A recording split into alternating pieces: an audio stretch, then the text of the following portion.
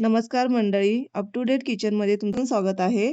कधी आपण मार्केटमधून धनिया पावडर घेऊन येतो तेव्हा त्याला तो स्वाद टेस्ट येत नाही जे आपण घरी बनवतो तसं तो लवकर खराब पण होतो आणि किडे लागतात. घरी कसं बनवायचं ते मी तुम्हाला दाखवते आणि त्यासोबत अशी ट्रिक सांगते जेणेकरून ते वर्षभर खराब होणार नाही. चला तर मग रेसिपीला आपण सुरुवात करूया. तर धना पावडर बनवण्यासाठी मी इथे घेतलेले आहेत अख्खे धने. मी इथे 250 ग्रॅम घेतले आहे. तुम्हाला किती क्वांटिटीची बनवायची आहे त्याप्रमाणे तुम्ही घ्या. एकदा आपण बनवलो ना तो खराब नाही होणार आणि त्याची गॅरंटी मी देत आहे. बघा मी इथे अख्खे धने घेतले आहे. आपण जेव्हा मार्केटमधून धने घेऊन येतो तेव्हा ते नरम असतात. असे दाबून बघितले ना तर नरम दिसतात. तर आता आपल्याला इथे काय करायचं आहे, पुढे तुम्ही बघत राहा रेसिपी. पहिले काम आपल्याला हे करायचे आहे, याचा नरमपणा आपल्याला काढायचा आहे.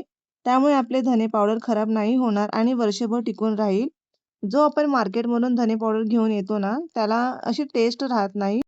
जशी आपण घरी बनवतो, पहिले आपण कढईला गरम करून घेऊया. करून घेतल्यानंतर लो फ्लेम 4 मिनिटापर्यंत 3 ते 4 मिनिटापर्यंत परतायचं आहे आपल्याला. यातले आपल्याला सगळं नरमपणा काढून घ्यायचा आहे. त्याला करपवायचं नाही. तो लो फ्लेमवर फक्त हलवत राहायचा आहे. धन्याचा कलर चेंज होईपर्यंत आपल्याला धने व्यवस्थित भाजून घ्यायचे आहेत. जितके आपण धने भाजून घेऊ ना, तितकं आपलं धना पावडर स्वादिष्ट बनतं. आणि व्यवस्थित आपल्याला हलवत राहायचं आहे 2-4 मिनिटे. पाहू शकता तुम्ही इथं आपला कलर चेंज होत आहे आणि सुगंध सुद्धा येत आहे. जेव्हा सुगंध येतो ना भाजताना, तेव्हा समजून जायचं की आता आपले धने भाजून झाले आहेत. भाजून झाल्यानंतर जसे आपण तोडून बघू तेव्हा ते तसे तुटले पाहिजेत. त्यातली पावडर अशी निघाली पाहिजे. मग समजायचं की आपले धने छान व्यवस्थित भाजले आहेत खरपूस. आपल्याला सगळं नरमपणाच त्यामधला मेन काढून घ्यायचा असतो. जेव्हा तो निघतो ना, तेव्हा पावडर पण छान बनते. मग त्याला बुरशी चढत नाहीये पावडरला. पाहू शकता तुम्ही इथं आपले धने आता तुटत आहेत व्यवस्थित. आता हे सगळे धने भाजून झालेले मी एका बाउलमध्ये मोठ्या काढून घेत आहे सगळे. काढताना हळूवारपणे काढा, गरम असतात ते. चटका बसण्याची शक्यता असते, व्यवस्थित काढून घ्या. आता आपण इथे सगळाच नरमपणा काढलो आहोत धन्याचा. थंड होण्यासाठी आता आपल्याला 5 मिनिटं ठेवायचं आहे ते. जेव्हा हलकं थंड होईल, तेव्हा आपल्याला ग्राइंड जारमध्ये आपण वाटून घेऊया ते आणि लास्टमध्ये मी तुम्हाला हे पण सांगेन की ह्यामध्ये काय टाकल्याने आपलं धना पावडर वर्षभर टिकून राहील आणि खराब नाही होणार. ते सिक्रेट वस्तू बघण्यासाठी व्हिडिओ लास्टपर्यंत बघा. आता इथे धना पावडर मी मिक्सरमध्ये वाटून घेत आहे बारीक. आता ते मी साईडला घेत आहे. आता इथं पाहू शकता मी इथे मस्त बारीक पावडर करून घेतली आहे. फ्रेंड्स बघा इथे खूप छान आपली पावडर दिसत आहे आणि कलर पण खूप छान दिसत आहे. मी एका प्लेटमध्ये त्याला काढत आहे. प्लेटमधले काढल्यानंतर आपले जे राहिलेले धने होते ते सुद्धा मी पुन्हा एकदा ते मिक्सरच्या सहाय्याने बारीक करून घेत आहे. तेही आपलं झालेलं आहे. ते सुद्धा मी त्याच प्लेटमध्ये काढून घेत आहे. आता ही चाळणी घ्यायची आहे. त्या सहाय्याने आपल्याला पावडर करून घ्यायची आहे. हे ऑप्शनल आहे. मी यासाठी करते, आपल्याला हे मार्केटसारखी पावडर दिसली पाहिजे आणि त्याचा चोथा साईडला निघाला पाहिजे.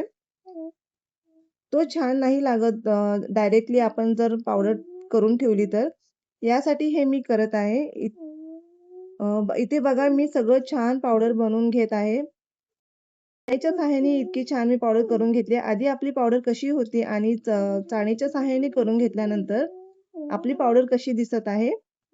आता मी इथे सिक्रेट काय टाकत आहे ते सांगते. आपण त्यामध्ये टाकूया. ते टाकल्यानंतर आपला धना पावडर खराब नाही होणार आणि मी तुम्हाला स्टोअर करायचं पण सांगते.